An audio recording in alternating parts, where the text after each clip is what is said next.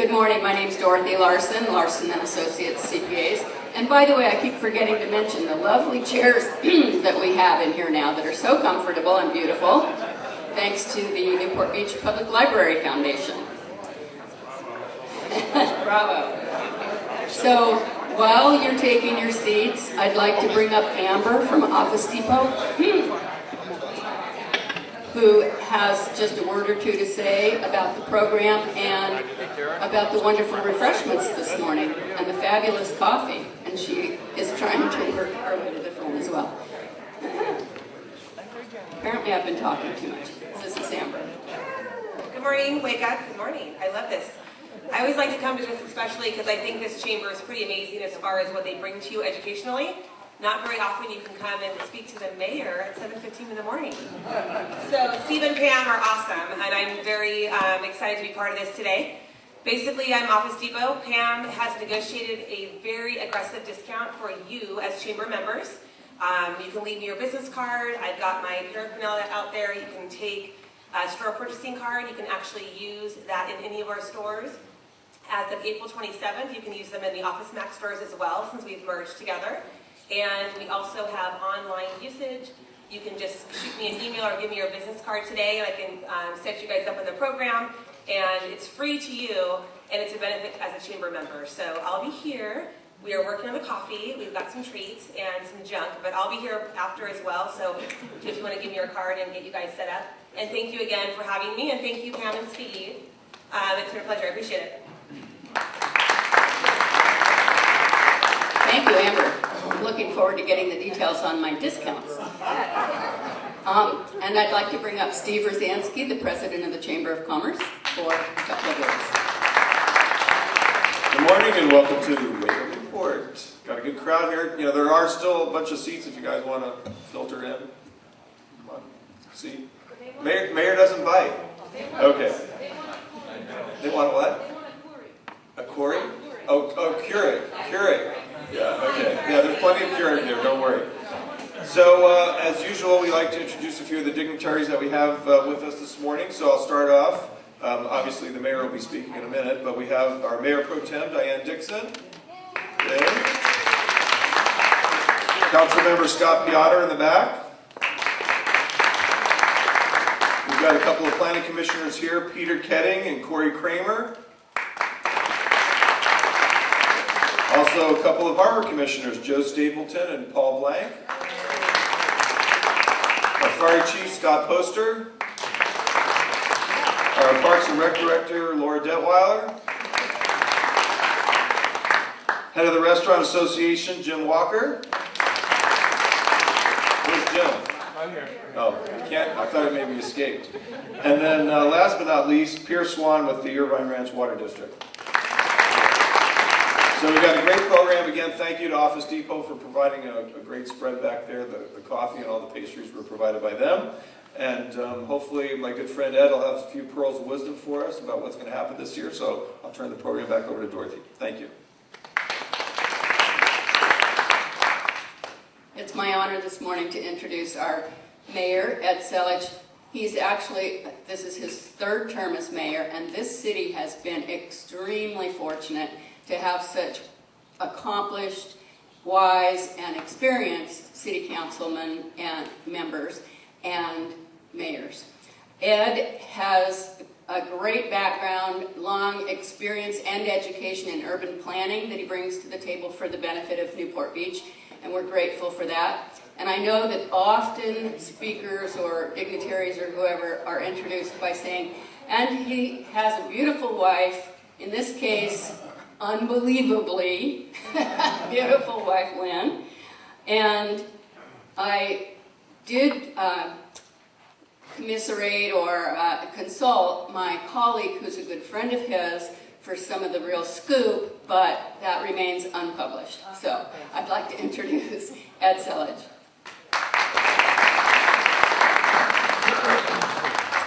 Thank you, Dorothy. It really is a pleasure to be here this morning and speak to the Chamber of Commerce. And for those of you that were at the mayor's dinner, I did a few thank you notes there. And I really didn't have time to give all of them out. I have a lot of thank you notes, a lot of thank yous I have to give people. And so during the course of the year here, I'm giving out the thank you notes that I wasn't able to give out at the mayor's dinner. And by the way, for those of you that didn't get it, it's up to take off on Jimmy Fallon. So anyway, I do have one thank you note I want to give this morning, and I see a few people being nervous about who this thank you note is for. And Marie Case, it's not for you. You're really squirming. But Steve Rosansky, is he here? Yeah. Dave, come on up here. I have a thank you note for you. Now, these are really cool little thank you notes that the mayor gets. It's got the little seal all embossed and everything on it. Hey, I never had those when I was there. I know. I've been hogging them. Okay. So, anyway, this is not only coming from me as the mayor, but this is coming from me as a board member of Speak Up Newport, Wake Up Newport, in case anybody hasn't got it. Says, thank you, Steve, for copying Speak Up Newport and naming your monthly chamber breakfast program Wake Up Newport. We really don't mind that, but please do not start a new Newport Beach Mayor's Dinner. I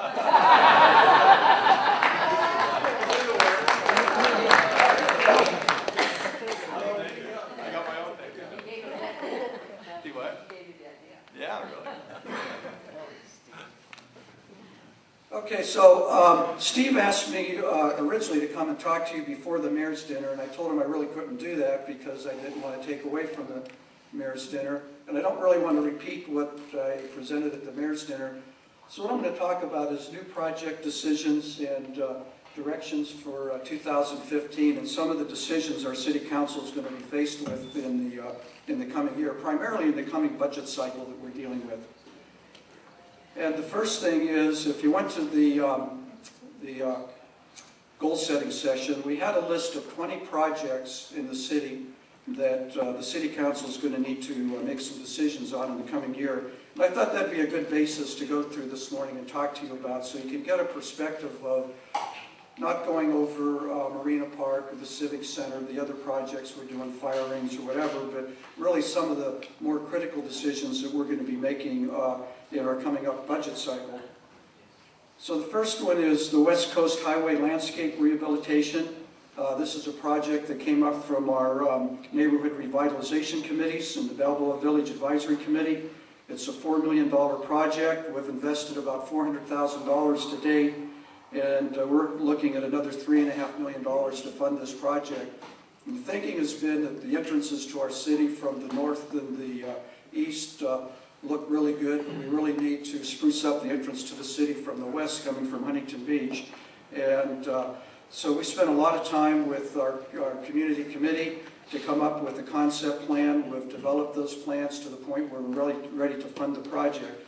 So we'll be dealing with that in the coming year. Balboa Island seawalls, you've probably all heard about this. We have concerns about high tides, what happens at the king tides, and we get big storms. There's concern over sea level rise. It's an issue we have to deal with as part of our coastal plan. And so it's something that we've been studying through our Tidelands Management Committee. We did a study back in 2011. The total estimated cost of this project ranges from $20 to $70 million, depending what we find out as we move forward on it.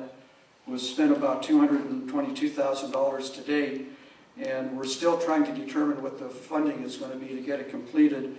We do have a preliminary estimate to do a first phase of rebuilding the west end of Balboa Island and the Grand Canal of around $30 million.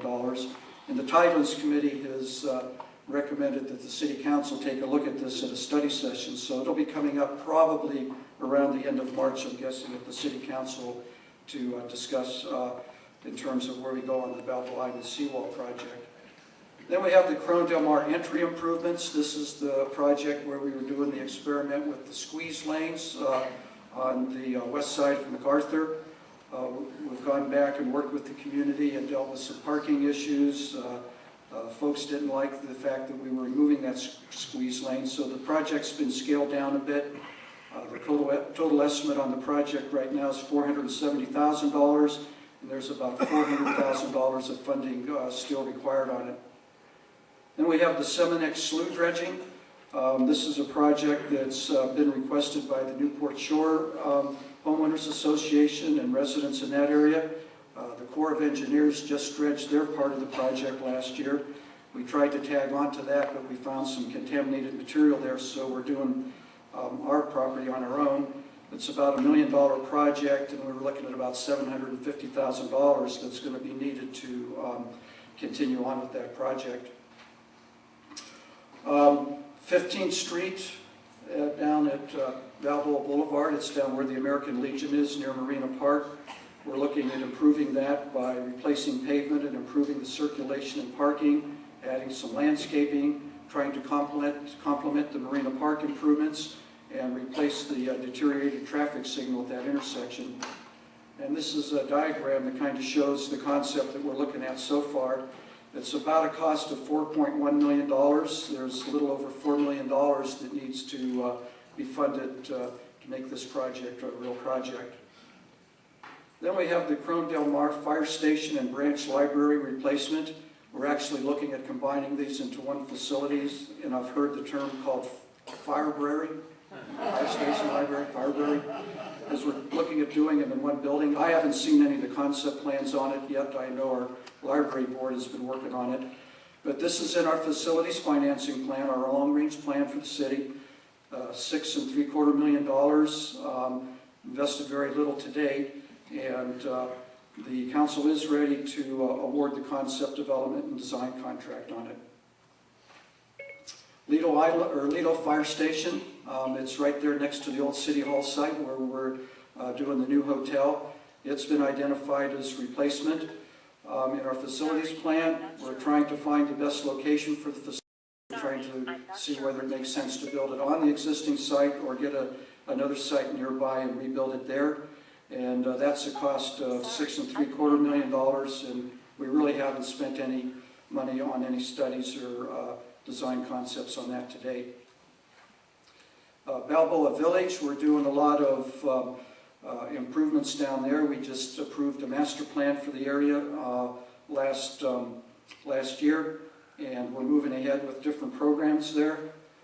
We have the facade improvement program that's going to require about $320,000. The plan has a lot of streetscape improvements, landscaping, and things of that nature. That's a little over $3 million. And then the wayfinding is about $500,000.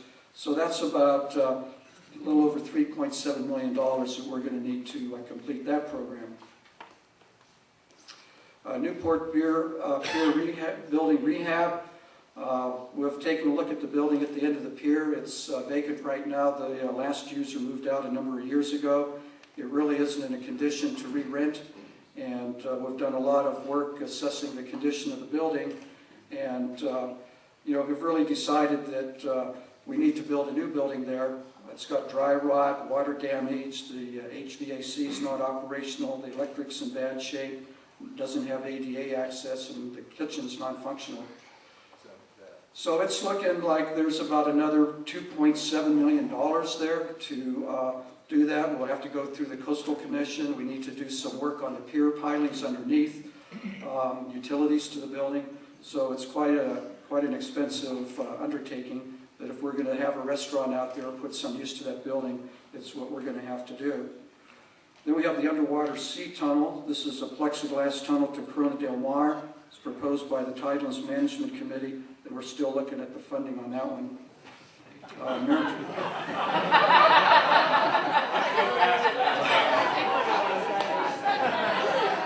That was a test to see if I was putting you to sleep or not. Obviously, you're paying attention. I was trying to run through it really quick. Okay, Mariner's Mile. Mariner's Mile. Highway configuration and land use review. This is something that has been looked at ever since I've been involved in the city, going back to the 90s. We've been struggling with Mariner's Mile, what to do there. OCTA is currently doing a study of Coast Highway all through Orange County. And we had a design charrette last year. Congress for New Urbanism came in and came up with some pretty interesting concepts for Mariners Mile. And I know our Planning Commission is going to be discussing this shortly, and then the City Council will be taking a look and making some decision as far as how we're going to move ahead on Mariners Mile. And there really is no cost estimate on that yet. The Balboa Theater, this is a facility the city bought back in the 90s for a little under $500,000. We had a theater foundation that for years tried to come up with the funding to create a community theater there and venue. They have not been successful in raising the funds, and I think they're in the process of disbanding. And so the latest concept is to do a fine arts center for Balboa Village, and the slide shows one concept that the one architect came up with for redoing the facade on it. It is in our facilities finance plan. It's supported by our Balboa Village Citizens Advisory Panel. And what it would be a facility that would be multi-purpose use. It could be used for entertainment purposes. It could be used for art shows, crafts, different types of community programming. So it would be a combination of community programming and events that would be put on by an organization such as the Theater Foundation or someone similar to it. The estimated cost to complete on that facility right now is about $5.8 million. Lower Castaways Park, this was a piece of land that was given to the city as part of one of our development agreements that former Councilman Rosansky and I negotiated. It's now owned by the city. Our Harbor Commission and Parks Commission have been studying it. It's a project that's included in our facilities finance plan, and it has a total project cost estimate now of about $5.5 million. It's primarily, as the Harbor Commission and the Parks Commission envision it, it has a lawn area, some parking areas to launch hand-powered watercraft, a physical connection to the Upper Castaways Park, and there are some constraints on what you can do at the site. It's a marine protected area right out in front there, so there are limitations in what you can do on the water aspect of it. But there are other people that have other ideas. I've heard some folks in the harbor community saying it should be a boat launching ramp, or we should have some commercial marine use there and not be a park.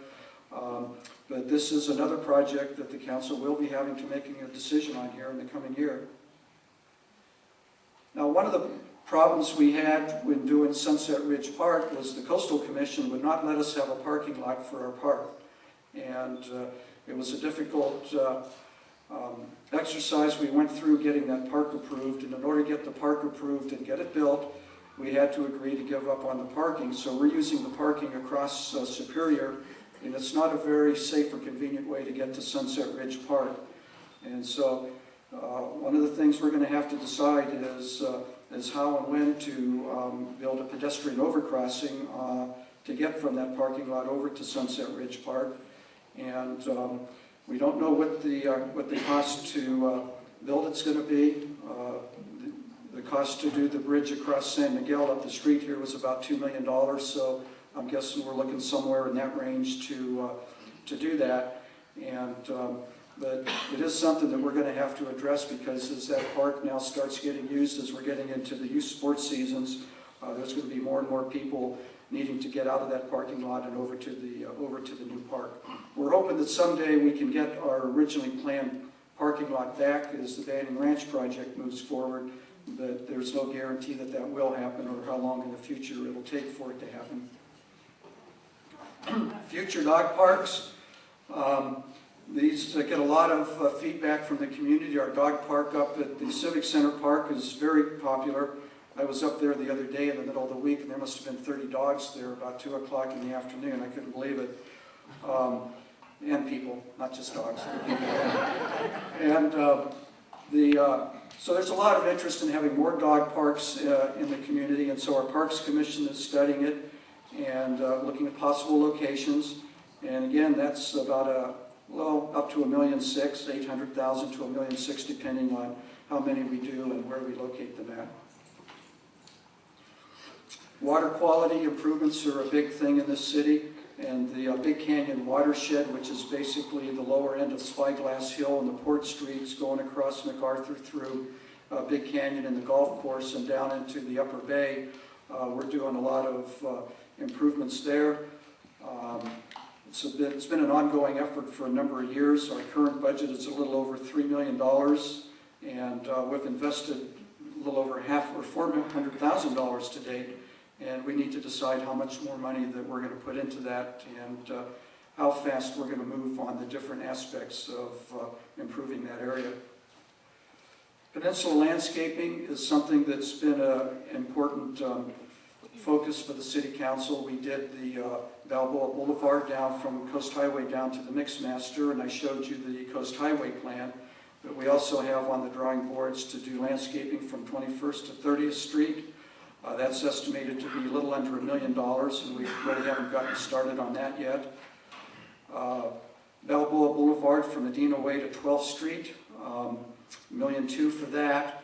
If you add up Balboa Boulevard, these two projects, what's going on in front of Marina Park, and what will be happening on Newport Boulevard by the new hotel, when all that's done, we will have landscaped both Balboa Boulevard and Newport Boulevard all the way from Coast Highway right down to the central part of Balboa Village, which I think will just be a great investment for the community and really be one of the things that we can do as a city to really help upgrade and improve the peninsula.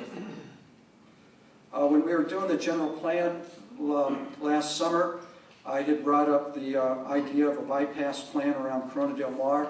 This is not creating any new physical streets. It's a plan to use streets that are used to undercapacity during the peak AM and PM traffic hours and divert a percentage of that traffic onto those underutilized streets, primarily Newport Coast Drive, San Joaquin Hills Road, and Bonita Canyon Road, and doing it through an interactive signing program. And it may end up even being something like apps on your phone that tell you where the traffic congestion is and give you advice on which routes to take. And the idea is just to help reduce that peak hour traffic going through Corona del Mar. We've also had presentations from the Toll Road Agency to the City Council and Speak Up Newport, and they've expressed an interest in working with us and taking a look at what we can do to make that the toll road more attractive to people by either reducing or possibly eliminating tolls at Newport Coast Drive and the toll road so that people will be more inclined to take these routes around Corona del Mar. We really haven't invested anything to date. We've asked our staff to look at what kind of a program we would need to start studying this, and of course we really don't know how much it'll cost. The last major thing that I want to talk about is the West Newport Facilities Plan. And this is really taking a look at 3 parcels of land that we have over in the West Newport area. And if we go up on the screen here, this is the existing city yard off of Newport Boulevard. This is the utility yard at the end of 16th Street. And this is our old community center that's on 15th Street that we've leased out at the present time. So we have these 3 facilities there, and so we've been taking a look at how we can make better use of the facilities. We know that we need a community center in West Newport, something that we've been looking at for a number of years. Also, we've talked about possibly relocating the police department over here because we need to rebuild the police building, and it's pretty difficult to rebuild a police building on the existing site when the police department's actually in there right now. So we took a look at a number of alternatives here. This is the corporation yard right on Superior, and we have a transfer station. It's a refuse transfer station, and when we outsourced our trash, we elected to keep that and make it available to all the trash companies because it's a revenue generator for the city. And also, it's something that's almost impossible to get permitted these days, so it would really be not in our best interest to give that up. So that becomes a constraint on whatever we want to do with the rest of the site. These are all the rest of our buildings there. So this is one concept we came up with where we keep the transfer station. The green is a reorganization of our community city yard facilities. The red area would be the police department. It would be right off of Superior, and then a parking structure. Just one idea of how the site can be used. And then we took a look at the utilities yard at the end of 16th Street. And again, there's a constraint on this property. There's the underground reservoir. It's a water reservoir that sits here. And we have our water treatment facility on the site here also, where we treat the water. And this is one of 2 reservoirs we have in town. And so that's a constraint that we have to work with. Then the other thing is this line here is the boundary line between the coastal zone. So anything on this side is not in the coastal zone, relatively easy to do. Anything on this side is in the coastal zone and gets harder to do. So this is the concept that we came up with. This is the reservoir here. These are the existing buildings. So we decided to take the harder route and go out into the coastal zone area, not because we wanted to, because it's really the only practical way to do it, and come up with the community center. It will be a multi-level center possibly with underground parking on it. And right now we're looking at taking 3 of the 6.5 acres, 34,000 square feet. It'll have a gym, multi-purpose room, gymnastics, catering kitchen, fitness center, restrooms, administrative offices, parking, 82 spaces below, 89 on the surface. It'll have a dedicated lap pool and also for recreation and activities. Pickleball courts, tot lots, poolside room, maybe a community garden and walking and fitness trails. Preliminary cost estimate, $25 million all in. It's also intended to be a multi-generational facility, kind of Oasis West in some way, if you will. Amenities for our senior citizens. And so it's something that we think is needed. Folks in West Newport really want to have a facility like this, and so it'll be on our list to discuss. And so if you remember the slide I showed you at the beginning, it had a red dot, a green dot, and a yellow dot. And so what the staff is asking the council to do is to go through those projects and say, green, go ahead, full speed, stop, we don't want to do it. And yellow, well, proceed ahead with caution on it. So that's what we're going to be looking at. That's really going to be, I think, our major focus of our budget in the coming year. And it's really going to set some new directions, continuation of old directions, and it will be the program that we'll be following starting in 2015. So with that, I'm happy to answer any questions that you might have, and that's it. Put my questions slide up. Yes, sir. Okay, didn't the batting ranch go through? No. Was it approved? No? No. I thought it was. No, it's at the Coastal Commission still. Oh. Yeah. Come back in a couple of years. Yes, sir. You didn't have any information about the rubberized asphalt for all the roads in Corona Del Mar.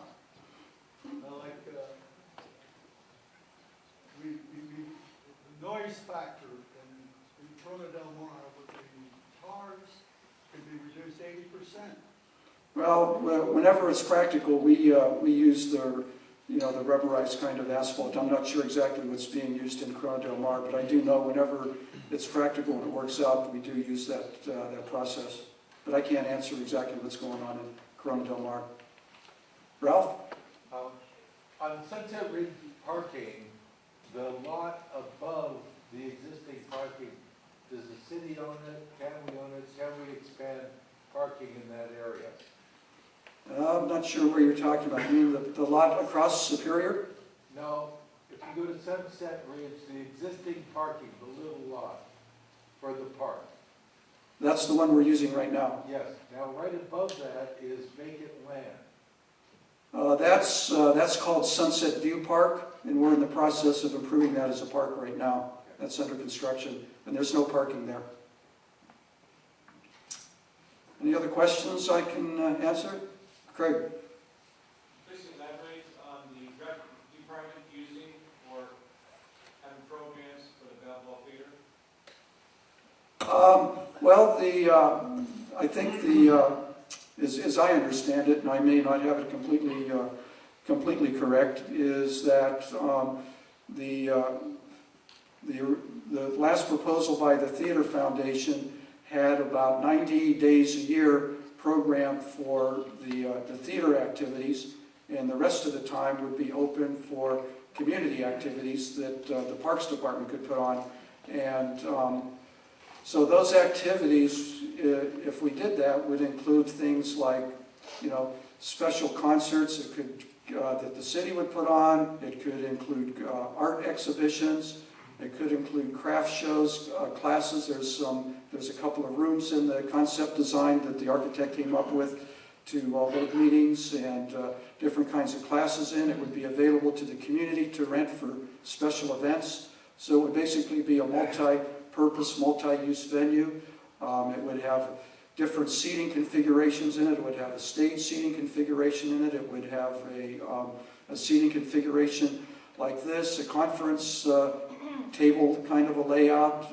Just have a lot of different ways that you could use that facility. It would just be very multi-purpose, I guess you could say. Yes, sir.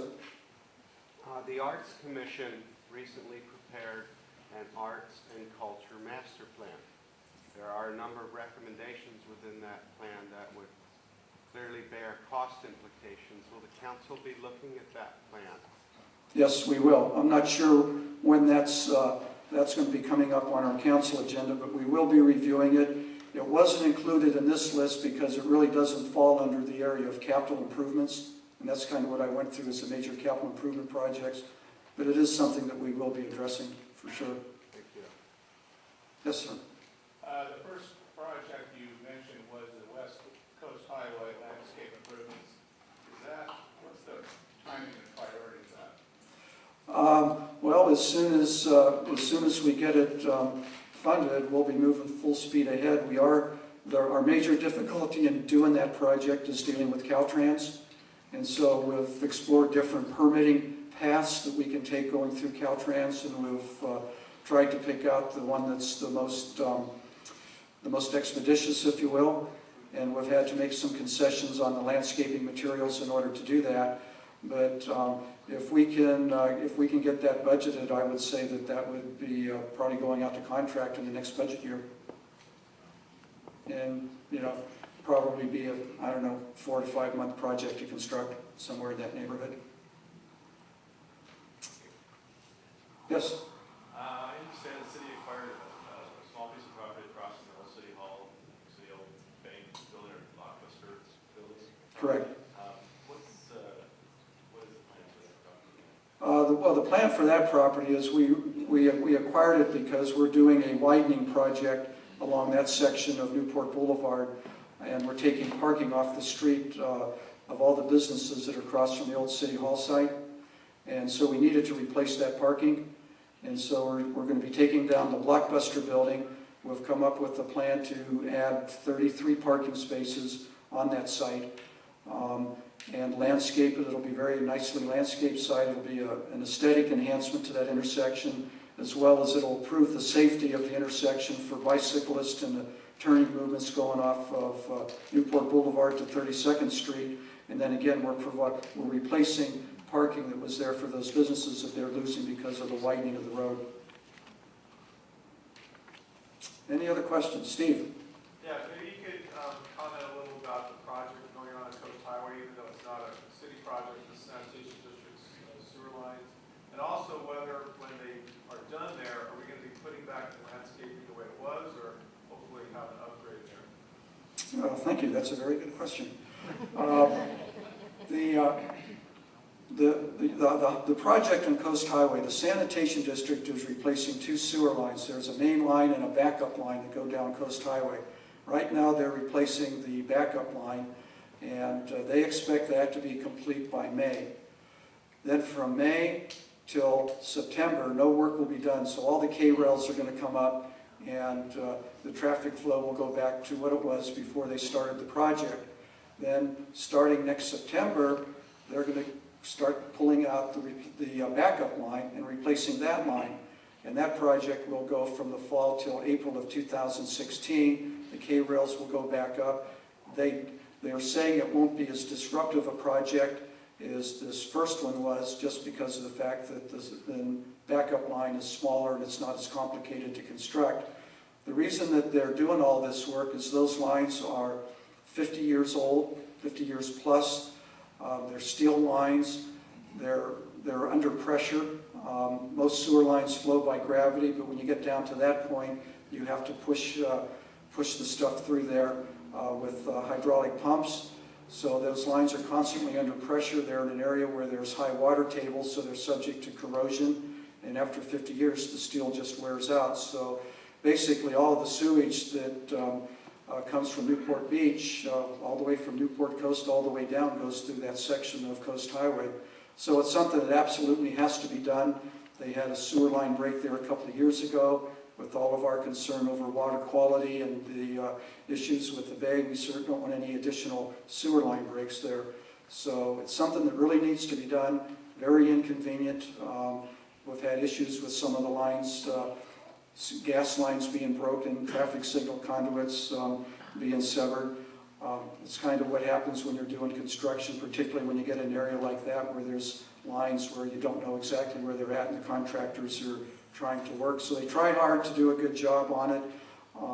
And I'll just say one thing, that I've timed myself going through there, and it doesn't take as long as you think it does. If you click on the timer on your iPhone or the stopwatch and don't look at it, you'll go through there and you'll think it's taking you a long time. When you get through there, take a look how long it was, and you'll probably find it was like at the most 5 or 6 minutes. So it just seems like it's a lot more inconvenient than it is.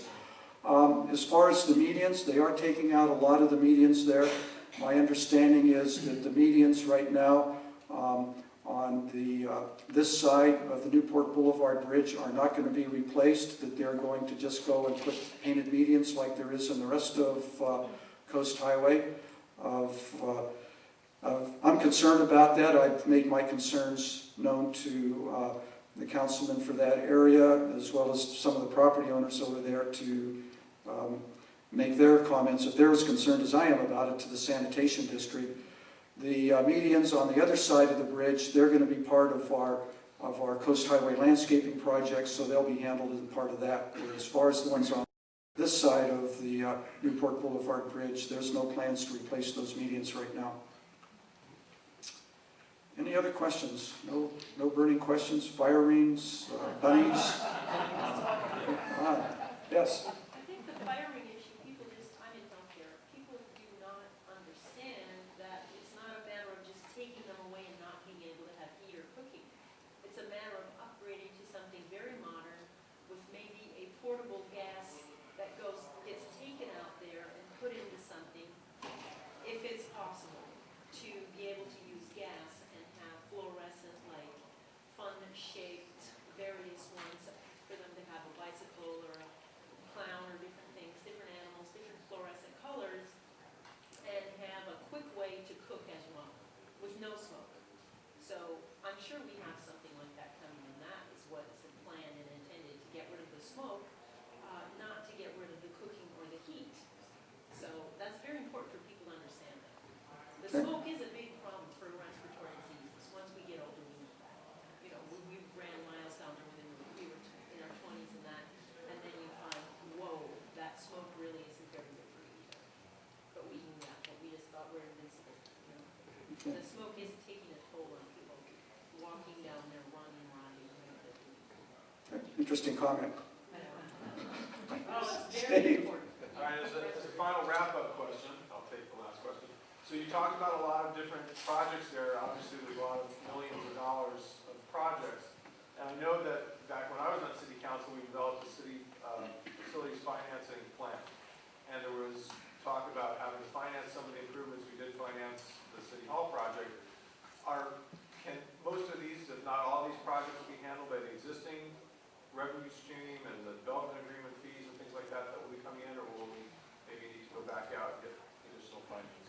Well, not all of these projects that I showed were in the facilities financing plans. The ones that are in the facilities financing plan, we will be able to do off of projected revenue streams. The other projects, we'll have to take a look at what revenues are coming in and how we can handle the timing of those. It's a lot of money. If you just, I asked the city manager to add up the improvements we're looking at doing at West Newport and the peninsula, and on that list you saw there was at least 22 million in miscellaneous stuff, plus 25 million for West Newport Center, so that's $47 million right there. Anyway, thank you very much. I appreciate the opportunity to come and talk to you this morning.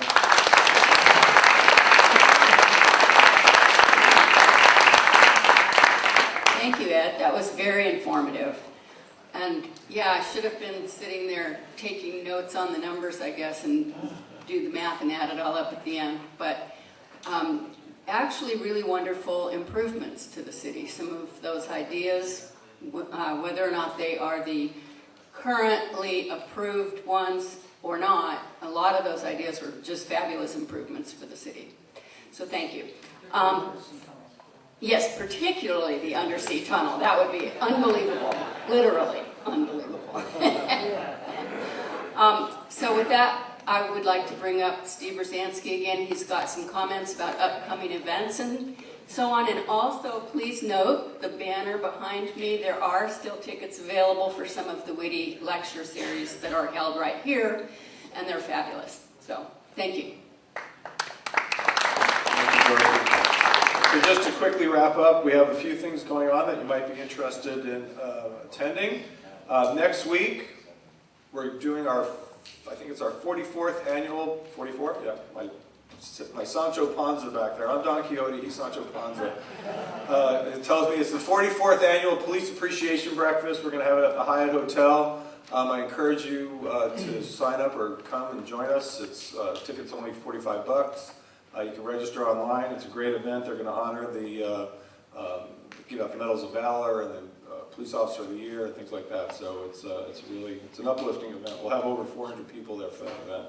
It does sell out, so if you're interested, sign up quick. After that, we're going to have our business lecture series. We do that the third Wednesday of every month.